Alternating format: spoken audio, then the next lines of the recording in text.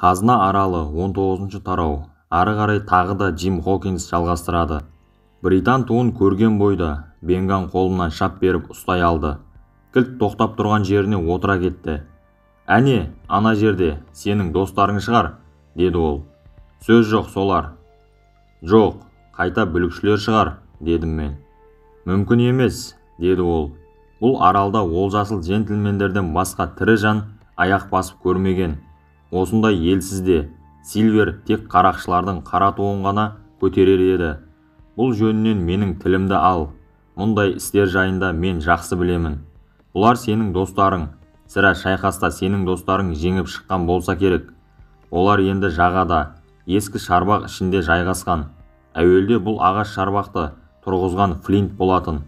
Қайда, одан бері көп жыл өтті. Шіркін, Флинттің басы істейтін еді ғой. Оның түбіне жеткен тек Ром ғана. Сильверден басқа жан баласынан қорқып көрмеп еді ол. Бірақ шынын айту керек, Сильверден кәдімгідей-ақ қорқатын еді. «Ендеше ағаш шарбақ ішіндегі біздің кісілер десеңіз, сонда бармаймыз ба?» дедім мен. «Жоқ», деп Бенган келіспеді. «Тұра тұр, сен өзің бір жақсы бала көрінесің, бірақ қанша дегенмен әлі баласың ғой. Ал Бенган болса, ол қу. Бенган текке алданбайды. Ешқандай ішімдікпен мені сен қызықтыра алмайсың. Жаратылысынан джентльмен деп мақтап тұрған әлгі кісіңді өз көзіммен көруім керек. Әуелі ол маған өзінің сертін беретін болсын. Тек сен менің осы айтқанымды ұмытып кетіп жүрме. Жүзбе-жүз сөйлескенде ғана адам бір-біріне сенім арта алады. Міне, осылай деп оған турасын айт. Және қолын шымшып алуды да ұмыта көрме». Осылай деп ол кәдімгідей, шынымен, менің қолымды 3-ші рет шымшып алды. «Ал Бенган қажет болса, оны қайдан табуға болатынын сен жақсы білесің, Джим.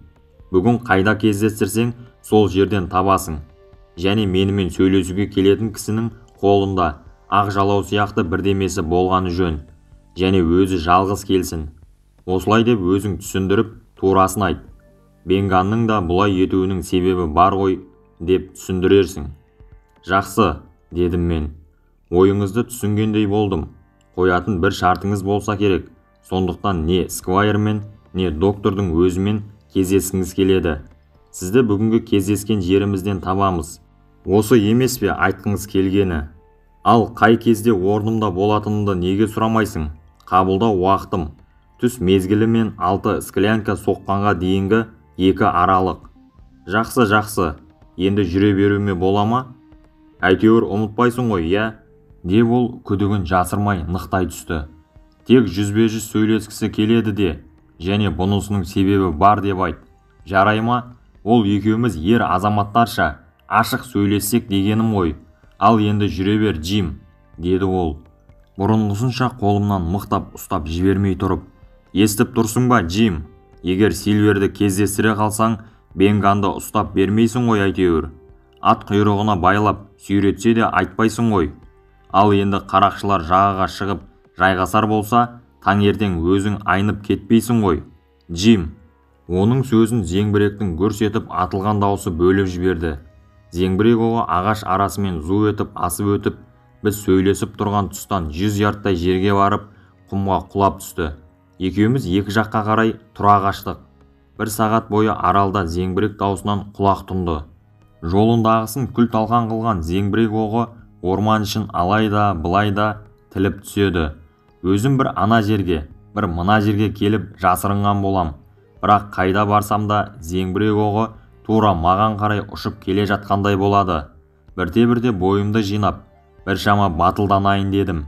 Бірақ ағаш шарбаққа жақындауға әлі жүрегім дауалар емес. Өйткені ол жаққа зеңбірек оғы жиірек түсіп жатты. Шығысқа қарай ағаш шарбақты айналыңқырап барып, ақыры жаға бойындағы ағаштарға жеттім. Күн жаңа ғана батқан, жағалықтың баяу желі орман ағаштарын шулатып, жұқа камзолмен ғана шыққан мен қатты тоңайын дедім. Испанолла сол бұрынғысынша зәкірде тұр. Кеме үстінде көңілді Роджер, өлген кісінің қураған басының суреті салынған қарақшылардың қара туы желбіреп көрінеді.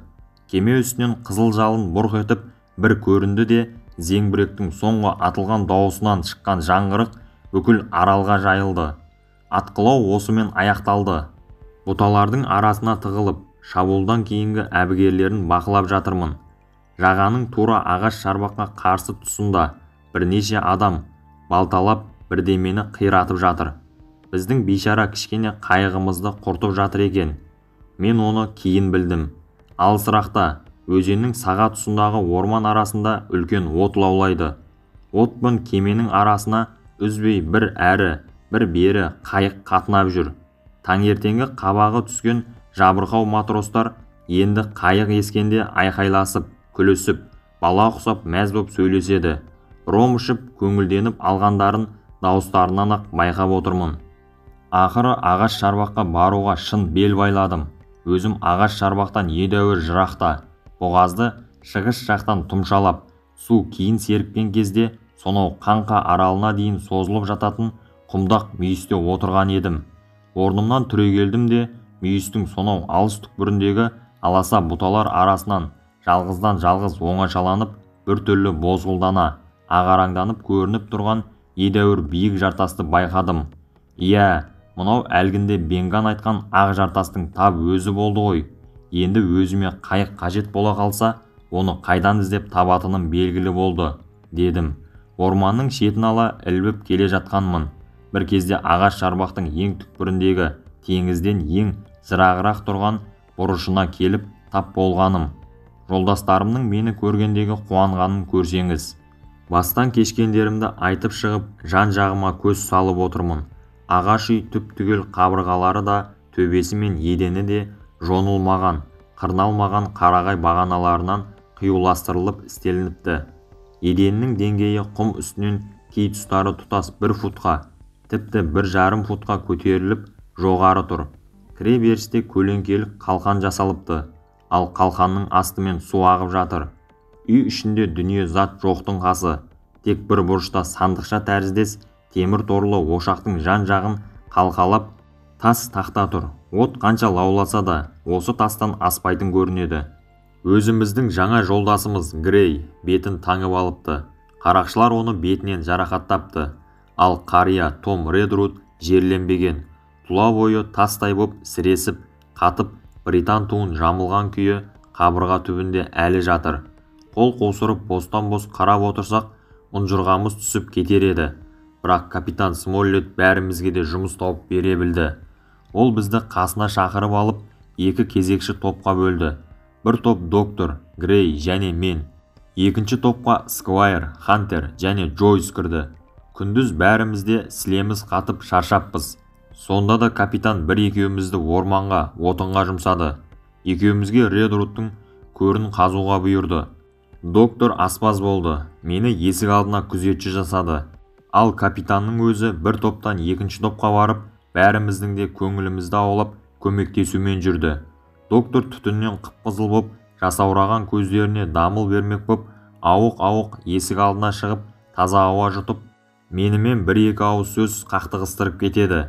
Мына Смоллет деген менен асып түсті, деді ол бір жолы.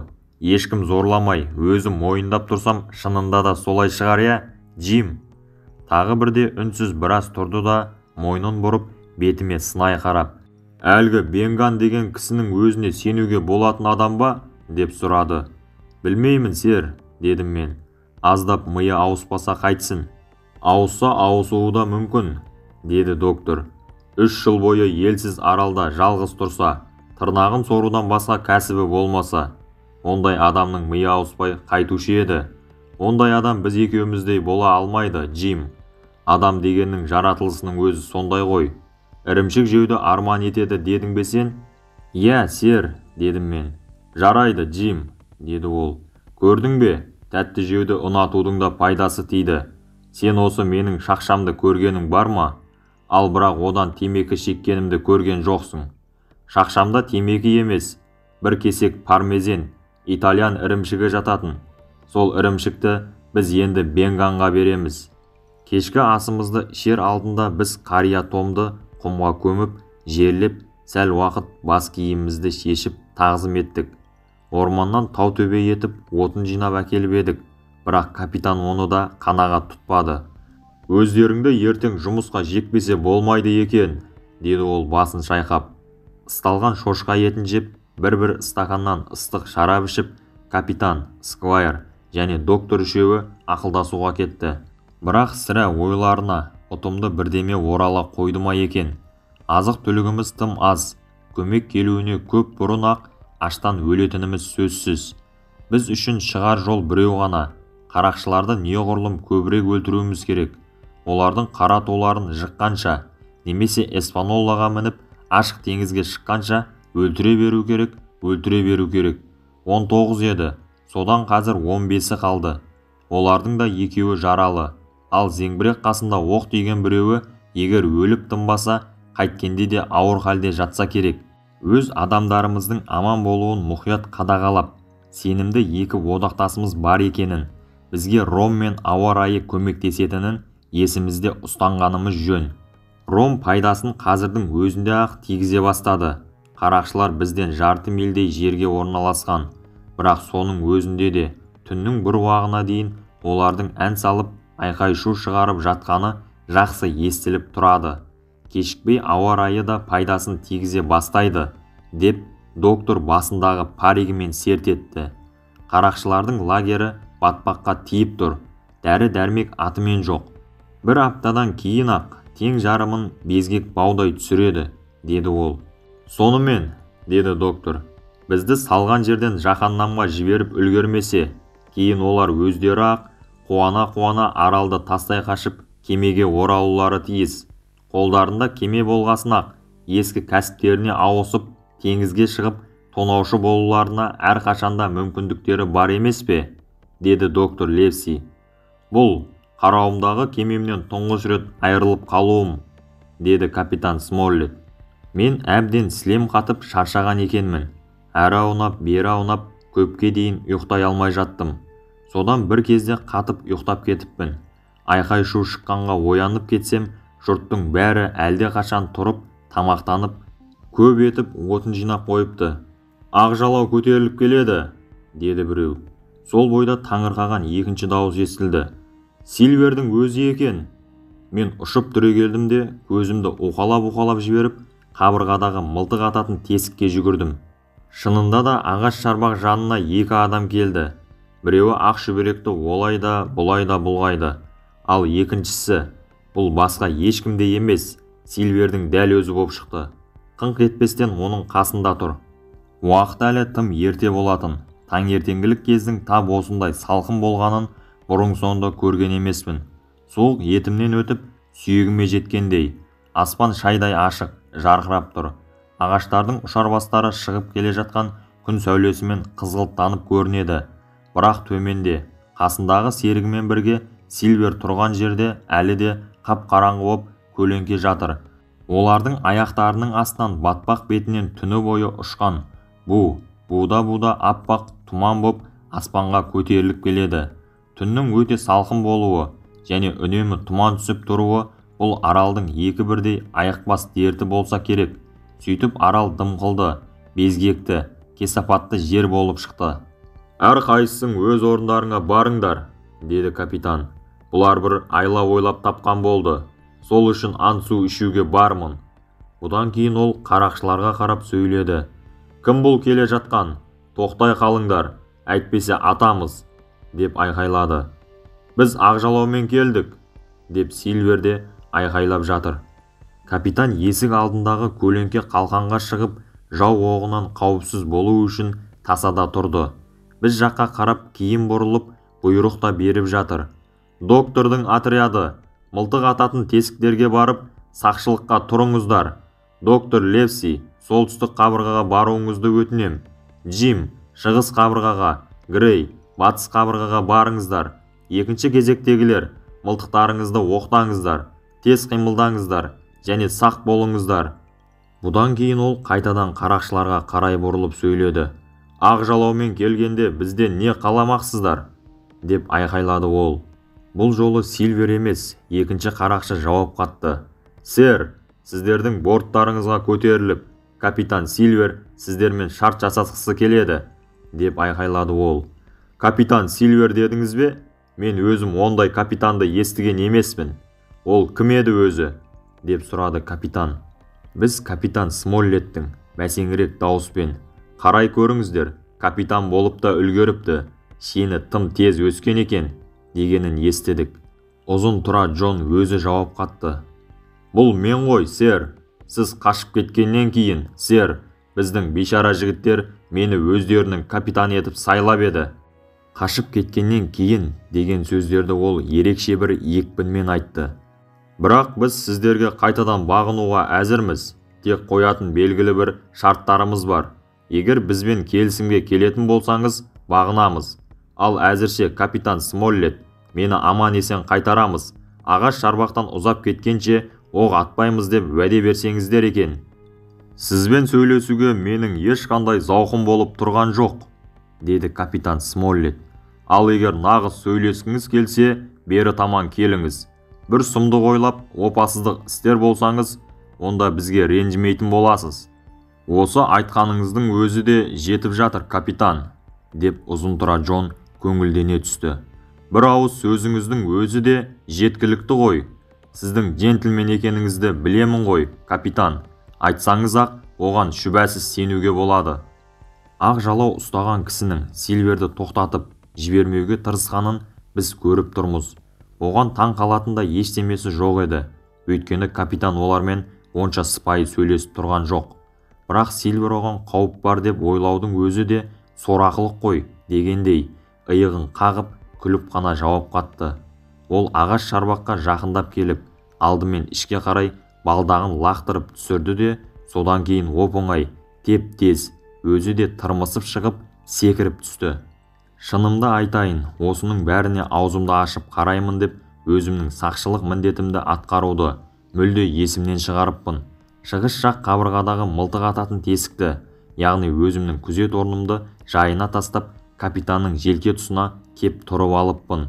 Ал капитан болса, екі шынтағын тізесіне тіреп, қолдарымен жағын таянып, мұрнынан әндетіп жайбарақат отыр.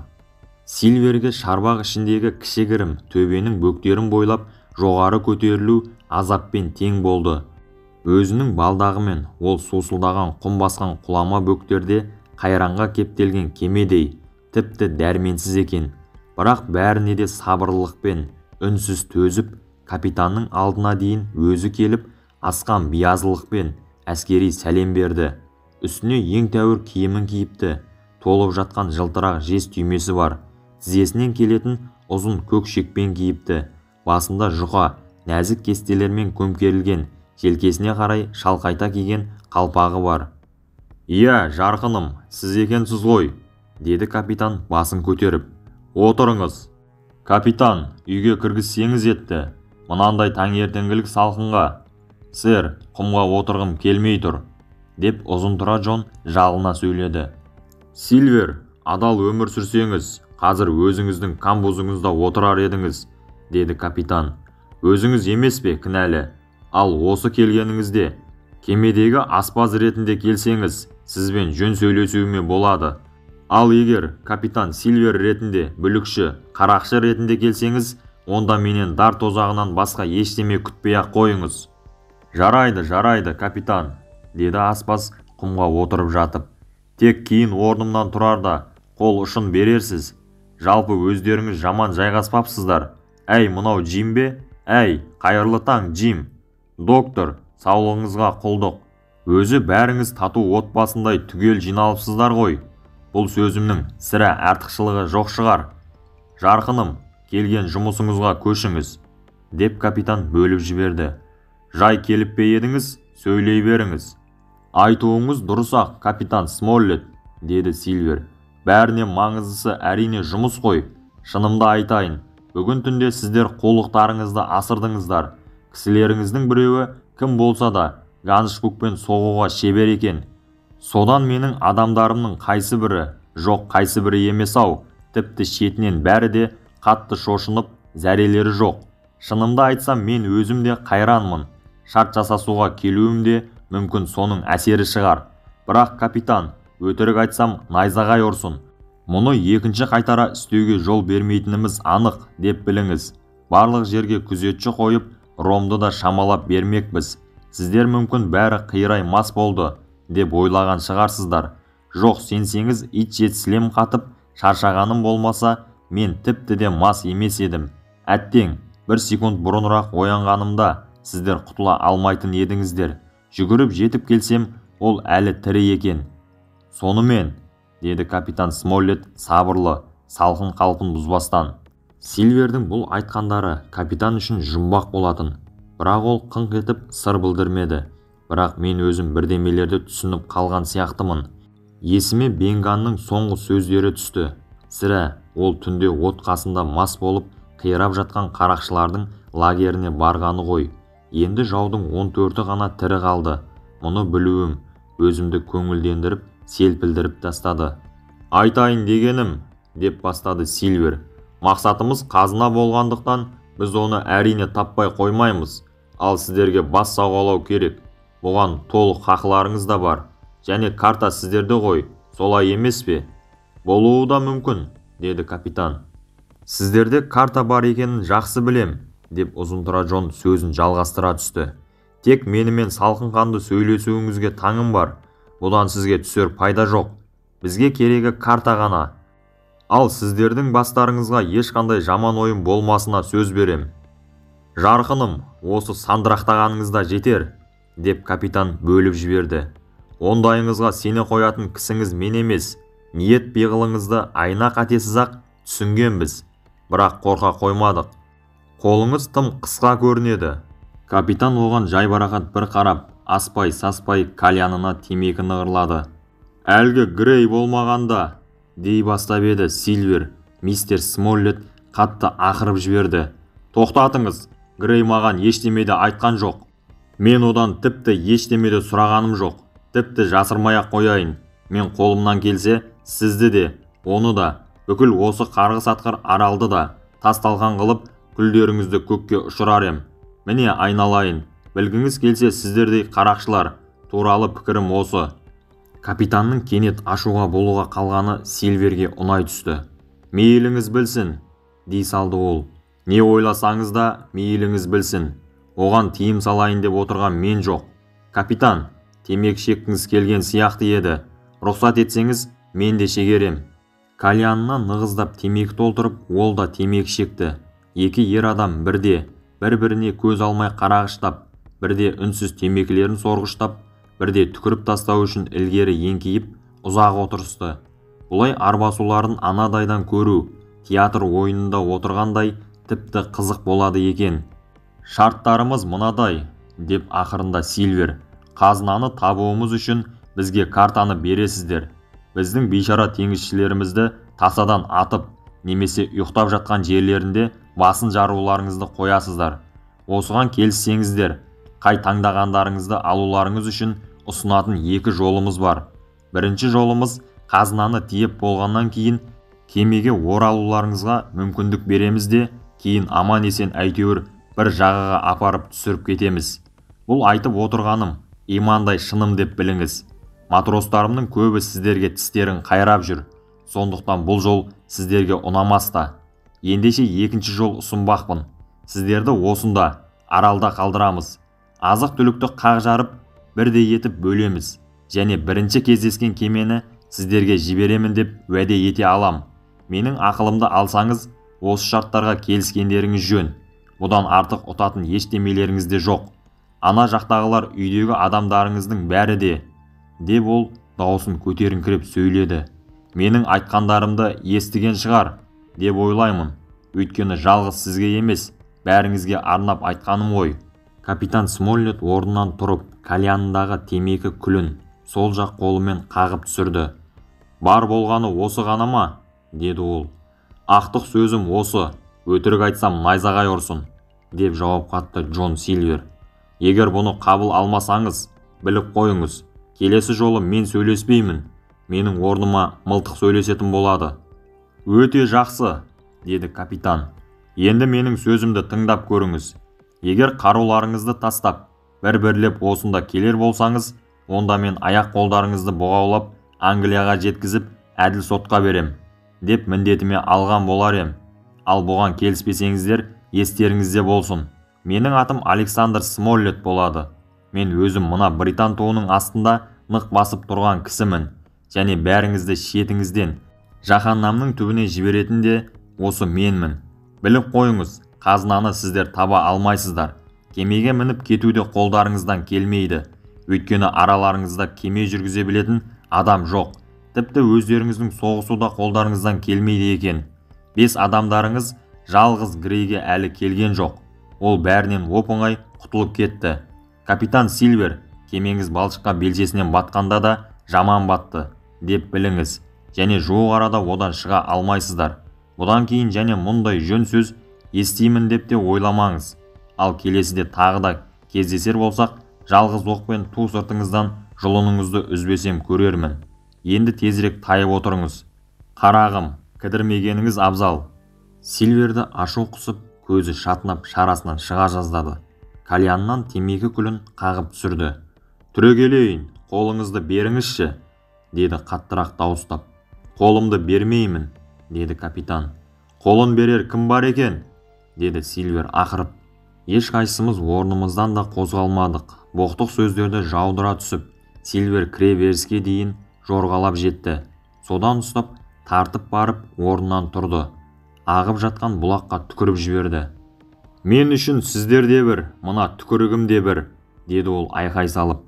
1 сағаттан кейін мына өлмеші шарбақтарыңды бір бөшке шарап құсатып, қыздырмасам көрерсіңдер.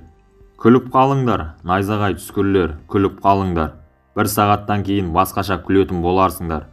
Содан тірі қалғандарың бүйткенше өлгенім жақсы еді, демесеңдер көрермін әлі. Тағы бір боқтап алып, құмға батып, қисалаңдай басып кетіп бара жатты. Шарбақтан әрі түспек боп 4 рет тырмысып көріп еді. 4 ретінде құлап түсті. Ақырында ақ жалау ұстаған кісі келіп, көмектесіп, әрі қарай алып шықты да, екеуі дегенше ақ ағаш арасына сіңіп жоқ болды.